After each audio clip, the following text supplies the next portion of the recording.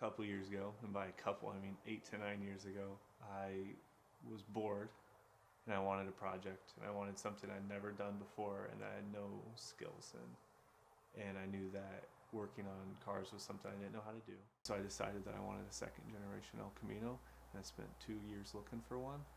And I eventually stumbled upon this one in the newspaper in Springfield. The majority of the work I've done on it so far is fixing previous owners' work.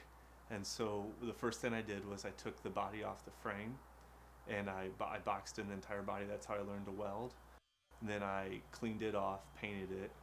After that, I started working on the body. I've replaced every floor pan in the body. And that's where I learned how to start welding with small or thin metal, sheet metal.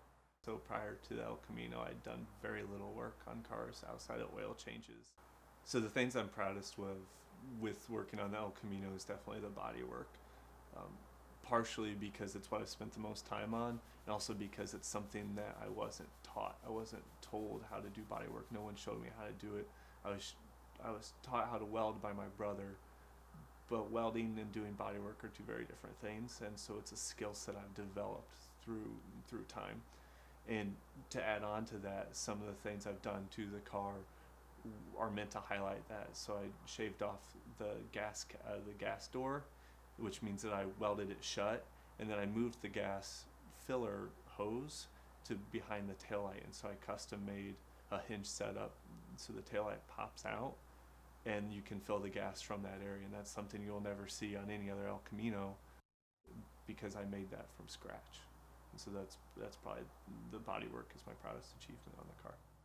Owning the El Camino in itself means nothing. Anyone can go out and buy this car, way nicer than anything I could ever make. It's the process of creating it that when this is done, I will spend double, triple the amount of time the factory spent working on it. I will own more of this car than any other person on earth can.